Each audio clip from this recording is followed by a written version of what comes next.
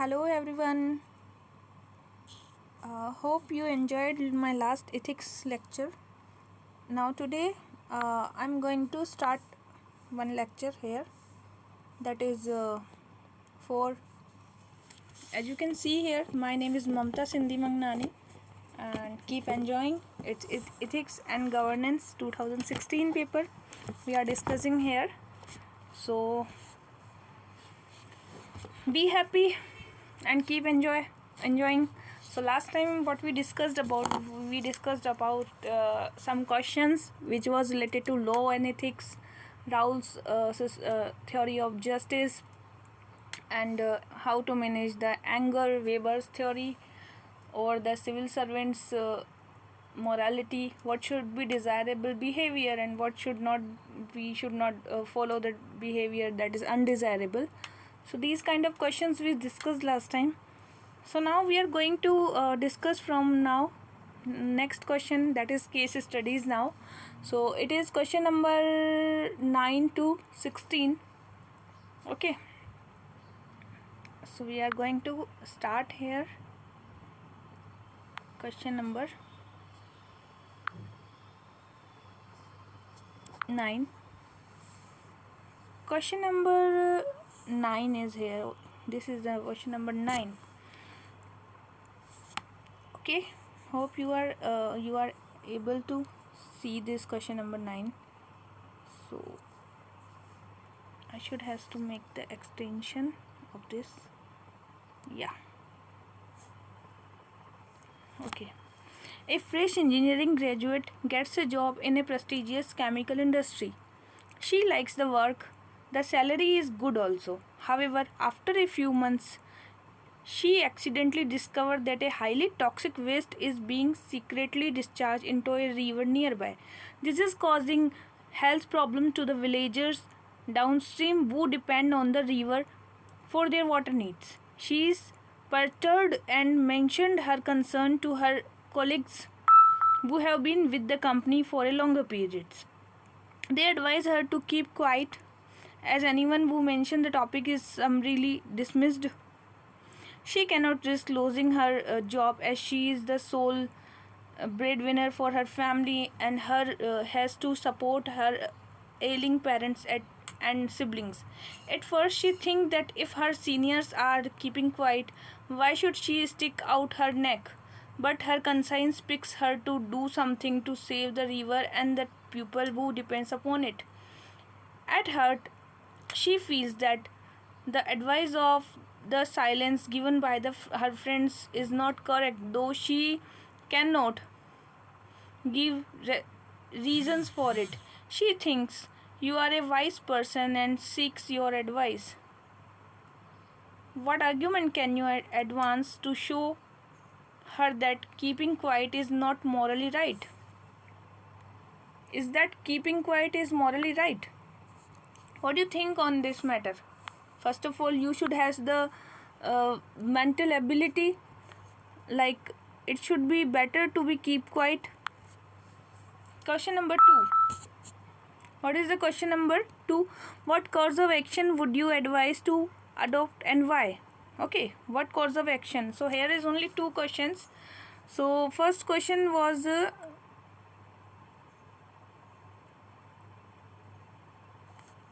wait a minute. First question was about case studies. So that was related to the river. This was the question. Okay, question number 9.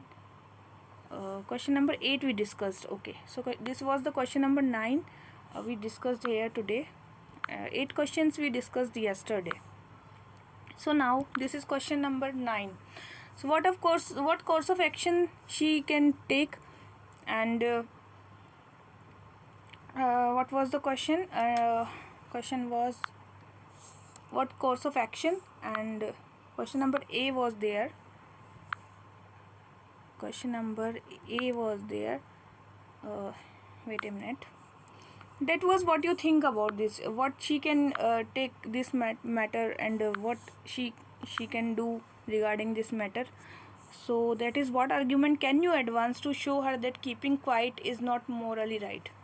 So she should keeping quiet. It's morally right or wrong?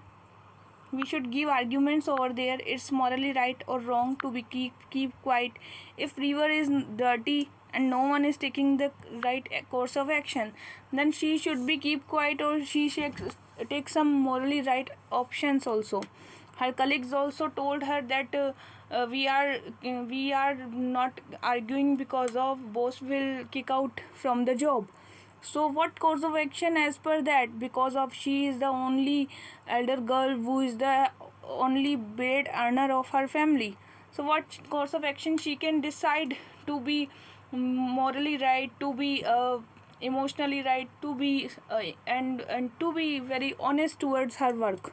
So here is argument in favor of not keeping quiet. Okay, what argument we can say? She should not keep quiet. Morality is business essential, and therefore she should make public the secretive discharge of toxic waste by company. The secretive discharge of toxic waste. As a fellow human being, it is her duty to disclose the health hazard being caused by company, so action can be taken by authorities to stop it. Okay, she can say some authorities that it's happening in our company, considering impact on health. She can even collaborate with some NGO, civil society, or some newspaper or media to explore the health issues which are regarding to the company. So she can take the preventive measures to releasing of toxic waste. She may have to face consequences of company, as she may lose the job, or it can be loss of her self-respect and conscience also. But she may hope for another opportunity or alternative career. If she lost the job, but health problem to many villages cannot be ignored. Her personal loss is not more than collective loss. Like collective loss, societal loss is much vaster loss than the singular or individual loss. So she individually think about how she can be more positive towards the country, towards the environment, as well as towards the society. So company work for making profit. If the hazard can be proved, villager will get reparation, which will be useful in medical treatment. Okay, what course of action she may adopt? Okay, considering the moral responsibility to resolve the problem, she should once again meet the colleagues and try to convince them to collectively bring the matter to the managerial board. Then she may make the villagers aware of possible health hazard, then create the public opinion, and villagers may be convinced to organize a protest march against the company. She could collect samples of toxic waste, manage to taste the water in laboratory and assess health risk. She has to ready for possibility of losing the job and therefore start looking for another job. She may consult NGO also. District authority may be reported of problem being caused by release of toxic waste by the company. A public interest litigation, that's very important. Public interest litigation, which article this is? This is PN Bhagwati given in our constitution. Here is I think public interest litigation is a litigation where a public personality can go to the Supreme Court as important matters regarding the society, regarding the environment, or any other matters which are really important. They can take that actions against the that peoples with the help of government and with the help of court also. So she can file a PIL in Supreme Court or High Court. The court may be requested to set up an inquiry commission also. Okay, now next question is, land needed for mining, dam and other large scale project is acquired mostly from Adivasis. So Adivasis has been acquired some land that was needed for mining, dams and other large scale projects. Hill dweller and rural communities. Okay, so the displaced person are paid monetary compensation as per the legal provision. Displaced person what got monetary compensation, however the payment is often tardy. The monetary compensation what provided by the company rural community provided to the rural community and hill dwellers was the tardy system of payment. Okay, in any case it cannot sustain the displaced family for long. Like if they are displacing it, they can't be sustained because their subsistence is dependent on their particular land. these people do not possess marketable skill to engage in some other accusation, even do not have them even they do not have any market skills. They end up as low paid migrant laborer, and also they are low paid migrant laborer. So moreover, their traditional way of community living are destroyed. Even because of that, their community of traditional community way will be destroyed. Thus the benefit of development go to the industries and industrialists. If they will acquire the land for mining, dam and large scale project, then their land will be go to the industrialists and the industrial persons. So what course of action here should be according to you? What should one do in this matter if there is a land acquisition where is the tribal community is facing very big problem? So what can you say about this issue? Urban community where the costs are passed on to the poor helpless people. This unjust distribution of costs and benefits is unethical. Suppose you have been entrusted with the task of drafting a better compensation cum rehabilitation policy for such displaced person. There should be a better compensation and rehabilitation policy. So how would you approach the problem, and what would be the main element of your suggested policy? Okay, so now we are going to discuss the first of all, how can we approach this problem, and what are the main elements of your suggestion, suggestion for this policy. So mining, dams and other large scale projects need land which is acquired by displacing local habitant, which mostly comprises of Adivasi, hill dweller and rural communities settled in interior area of the town. Okay, my approach would be, here we will give like what is the examiner wants to ask us.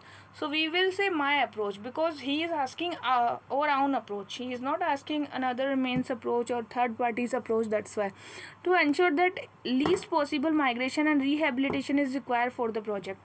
So least possible migration and least possible fully rehabilitation required. First of all, to ensure that rehabilitation of all families in an effective manner, to make the compensation according to the market price of the land, to include cost of resettlement in compensation, to calculate the include cost of displacement of family and its impact on earning livelihood. With this approach, main element in all bill would the project developed shall ensure minimum possible displacement of the local people, and it shall be duty of the developer to provide employment to at least one member of each family at appropriate level. Amount payable to each family for acquisition of land shall be at the market rate prevailing in the similar area. A rehabilitation fund specific to the project shall be constituted by the developer to meet unforeseen expenditure resulting of rehabilitation and replacement. So there should be a project which will see unforeseen expenditure resulting out of rehabilitation and resettlement and replacement. The developer shall also pay as a compensation a lump sum amount to each family in proportion to the area of the land acquired for the future loss and inconvenience in rehabilitation and resettlement. The developer shall also make provision for housing, schooling, hospital aspect related to the rehabilitation. This can be done from the fund allocated by the rehabilitation. A committee shall be set consisting of representative of community, local administrative authority, NGO, project developer to assess the compensation amount, ensure timely payment, employment to the displaced people and resettlement provisions and related aspect. So these course of action one can be take. Now the next question is the question number 11. Suppose you are an officer in charge of implementing a social service scheme to provide support to old and destitute women. You are an officer in charge in implementing social service to old and destitute women.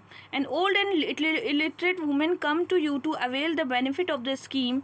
However, she has no document to show that she fulfilled the eligibility criteria. But after meeting her and listening to her, you feel, if one is old age people is coming to the authority and she is asking that I have some issues regarding this, so what you will deal that kind of situation, that kind of question is here. So here is supposed to, like, it's a hypothetical question, so you should has to think twice thrice, because it is completely hypothetical. That she certainly needs support. Your inquire also show that she is really destitute. Even she, though she do not have any document to show you, but still your officers and your subordinates inquired about that she is destitute and living in a pitiable condition. You are in a dilemma as to what to do. How you will help if she do not have any document? Putting her under the scheme without necessary document would clearly be violation of rules. If she wants to take some benefits from some government schemes, but still she do not have any document, then what will you do? Would you clearly say that it is violation of rules or not? But denying her the support would be cruel and inhuman. If you are denying her that I would never be support to you, that means you are very cruel person and inhuman person. Can you think of rational way to resolve the dilemma? First of all, give your reason for it. Okay, there is a question number A. Can you think of the rational way resolving the dilemma? How you will resolve the dilemma? First question is this. So, having been satisfied with the fact that visiting old and illiterate women deserves benefit of the scheme, I would see if there is any discretionary power vested in competent authority to relax criteria of document. So if there any discretionary power to the officers is vested with them, then I will see that firstly I will relax the criteria of the documents. I would ask an official colleagues to help the old woman in arranging documentation formality if possible. If possible, then it can be arranged. Simultaneously, I would bring the case to notice of my seniors with positive recommendation to provide benefit of the scheme.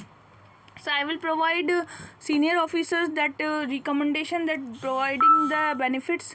I would also take help of some NGO working for old and destitute women in the locality to support her in fulfilling requirement of document. Okay, so NGOs help or civil societies help also required here. Considering this as a typical case, I would request competent authority to look into problem of documentation procedure and relax the same to deserving candidate may avail benefit of the scheme. In this manner, to avoid violation of rules set up for the scheme, I will explore possibility to providing her necessary benefits. Now next question is, give your reason for it. Why you are doing this? This effort to make sure that deserving women avail benefit of the scheme is necessary to fulfill purpose of policy made by government. As the scheme is for old and destitute women, on being satisfied with the fact that visiting women comes under the category of destitute women, I should help her in completing document. In case she cannot provide necessary document, I should use discretionary power or ask the restriction from superior officer to provide benefit to the women. All schemes are launched with a specific objective in mind. So each and every person who comes under the criteria must be given benefit to make the scheme successful. Only paperwork does not bring result.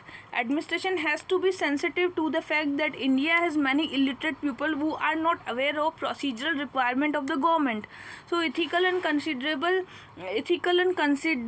administration can bring change in the society and create welfare for people. So bureaucratic inertia in the name of procedure would fail governmental policy. That's why it's necessary there should be a discretionary power, there should be a moral power, there should be ethical power to fulfill these kind of issues, because India is still not that much illiterate. As per that, there should be a compensation and other kind of schemes which can be the substitute for these kind of situations. Now question number 12. You are a young, aspiring and sincere employee in a government office working as an assistant to the director of your department. What is your position? A government office working as assistant to the director, okay, in a department. Since you have joined recently, you need to learn and progress. Luckily, your superior is very kind and ready to train you for your job. He is a very intelligent and well-informed person having knowledge of various departments. In short, you respect your boss and are looking forward to lean a lot from him. So in short, you respect your boss and are looking forward to lean a lot from him. You want that boss should be more benevolence toward me, boss should be more kind towards me, so he should always be always train me like a coach, like a mentor, like a father, that all. So here, what is the issue what we are discussing now? That is, yeah, since you have good tuning with the boss, he started depending on you, because you both are now good friends, so he is depending on you. One day, due to ill health, he invited you at his place for finishing some urgent work. Okay, so because now boss dependent over you, so there was ill health of boss, so he told you that come at my place and we will finish some urgent work. You reach his house, and before you could ring the bell, you heard shouting noises. You waited for a while. After entering the house, the boss greeted you and explained the work, but you were constantly disturbed by the crying of a woman. At last, you inquired with the boss, but he answered did not satisfy you. Next day, you were compelled to inquire further in the office and found out that his behavior is very bad at home with his wife. He also beats up his wife. His wife is not well educated and is a simple woman in comparison to her husband. You see that though your boss is a nice person in the office, he is engaged in domestic violence at home. In such a situation, you are left with the following options. Analyze each option with its consequences. Question number A. Just ignore thinking about it because it is their personal matter. Can you do this? Yeah, it can be. But still, this matter is for domestic violence as boss, and you are in a good bonding, so you should has to take some ethical and behavioral uh, techniques to resolve this issue, as I think. B. Report the case to the appropriate authority. It's I think it's for to complain the appropriate authority. If the woman is coming to you and she is saying to you that it's happening with me, help me and all that, then you can go for that, like appropriate authority and all that. Your own innovative approach towards the situation, yeah, that is the right course of action if you are taking the innovative approach towards the situation. Okay, now in this situation, an educated senior government officer is involved in domestic violence against a woman, which is legally wrong. So A is just ignoring to think about the accident because it is their personal matter may keep my conscience hurting continuously. Inner voice would keep reminding me of the wrong path I am following.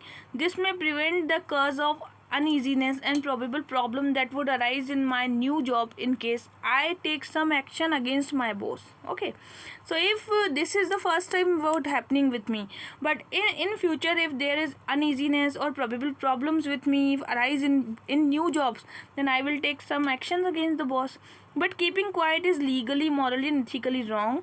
This will also result into persistent violent violation of women right, and she will suffer the problem continuously. Okay, now question number B. Report the case to the appropriate authority. So what is saying here? Reporting the case to the appropriate authority will result into harassment of my boss, but it will bring his sense into correct line. He would stop committing violence against his wife. The uneducated lady will be saved of daily torture and will live in peace. So that is the medium course of action. We can say this is not the ultimate course of action, but yeah, we can satisfy our mental dilemma with this satisfactory option. However, it may go against me in office, as my boss would start creating problem and may also report negatively about me. He may also put adverse remark in my annual report, but I can certainly inform higher authority in the company about the reason for such reporting by my boss. My innovative approach would be to arrange a lady NGO representative to visit wife of my senior officer in private and explain her about legal rights available to her. The NGO can also offer to help the counseling my boss as a first measure. The NGO may, in presence of his wife, explain to my boss at his house that beating and torturing a woman is a crime and he may end up facing legal consequences.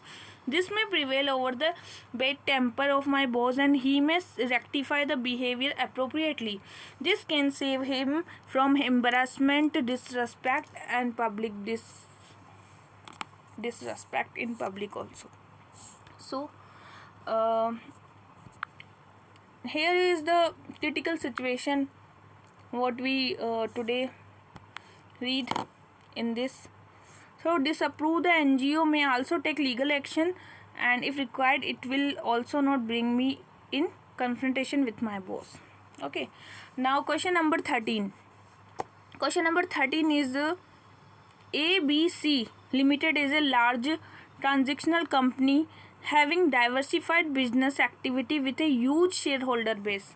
ABC is a larger transactional company having diversified business activity with a huge shareholder base. Okay, there is a huge shareholder base in ABC company, and its business is very diversified and transnational.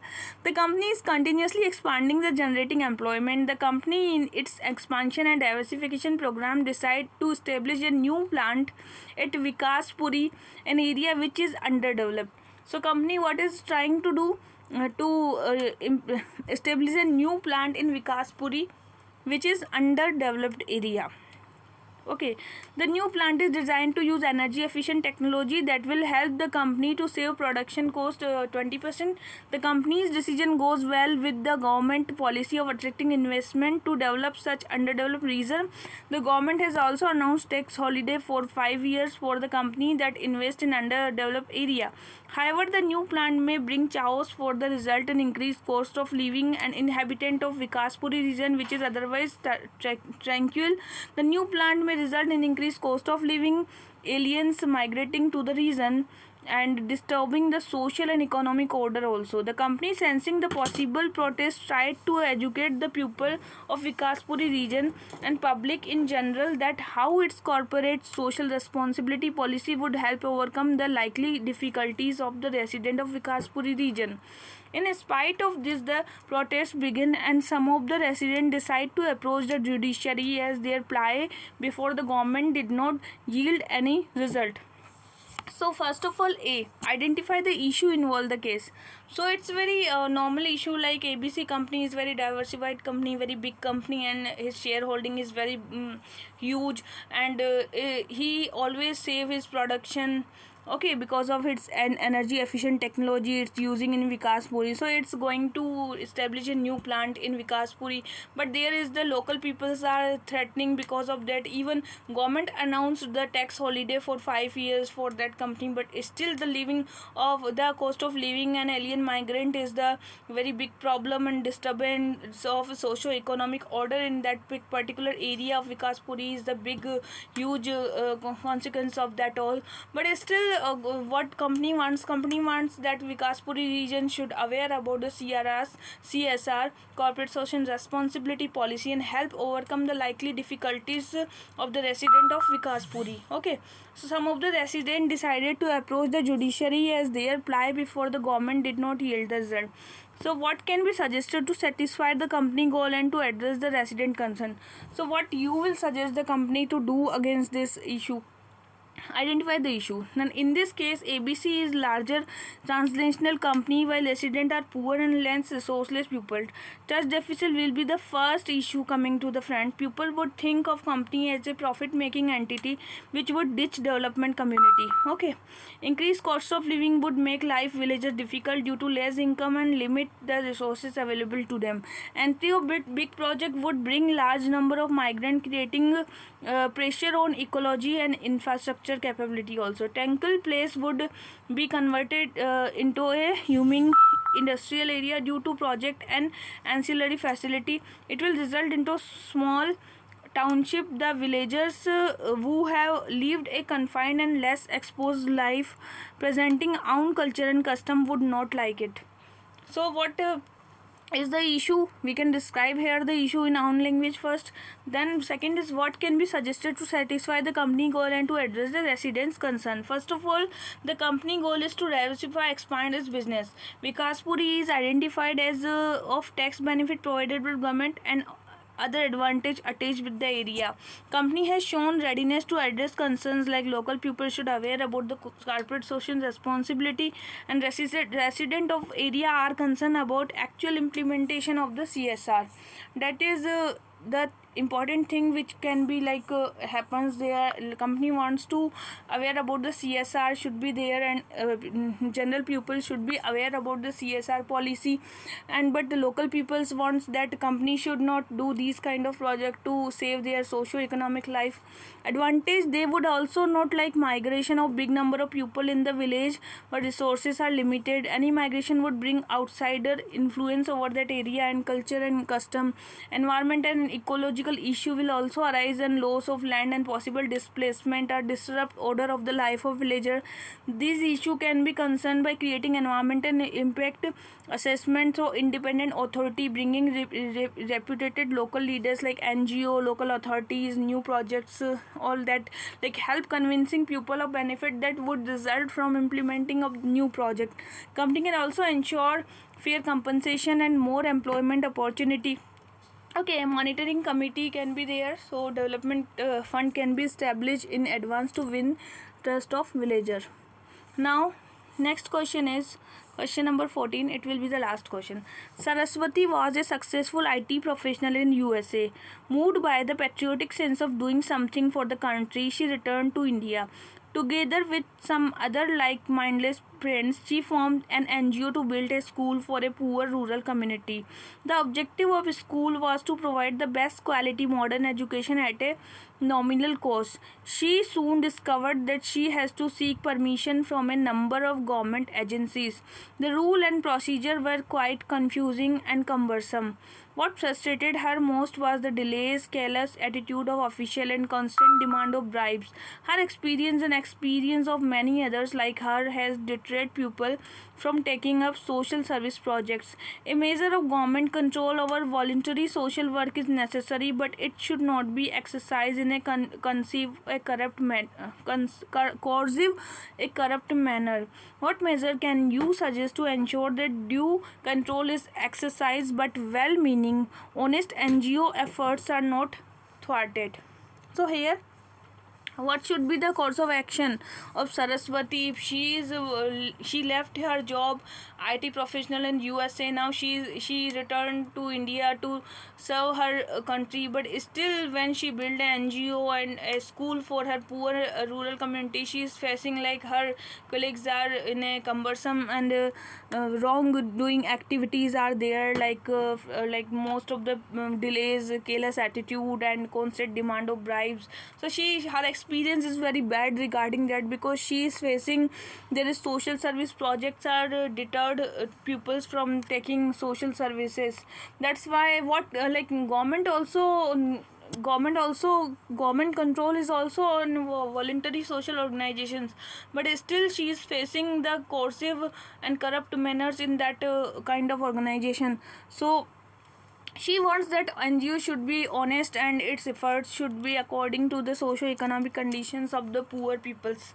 But still she is not advantageous of that situation. So here is some course of actions like procedure in India discourages complex. It may result into disappointing honest social efforts by good intending individual and NGO. There is requirement of regulation and control in every country, but overemphasis on procedure and corrupt system may actually prevent growth and development of nation of society. Here Saraswati and her friends intended to bring positive change, they can dedicate and sacrifice themselves. There should not be corruption, cumbersome provided for temporary license subject to renewal. Saraswati and her friends could have happily start noble activity. This would have resulted into great social change. On being satisfied of meeting all standard prescribed in rules and license could have been granted to Saraswati and her friends.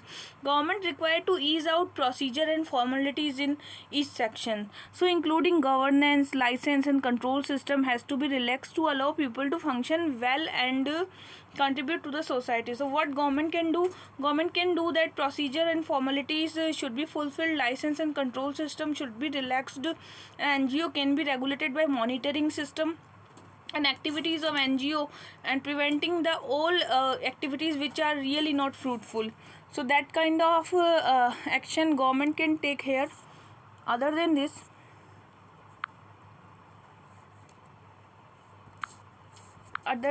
the last 5 points: corruption in social sector activities should be removed and only officer with a strong ethical record should be posted in such department.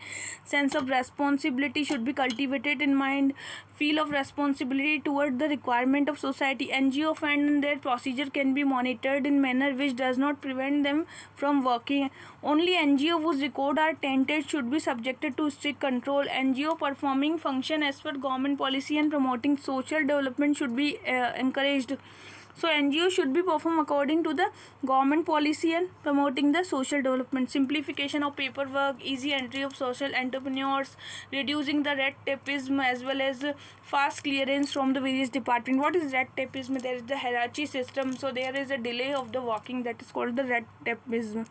So should progressively achieve in social sector. Of course, to discourage discourage the malpractices, fouling NGO may be imposed. So with heavier fines, like it can be imposed with heavier fines. Their license may be cancelled and people responsibility may be punished severely. So these kind of course of actions can be taken by Saraswati. So her NGO will be not be corrupted and she will find very good in his organization, and even every kind of organization. Okay, thank you.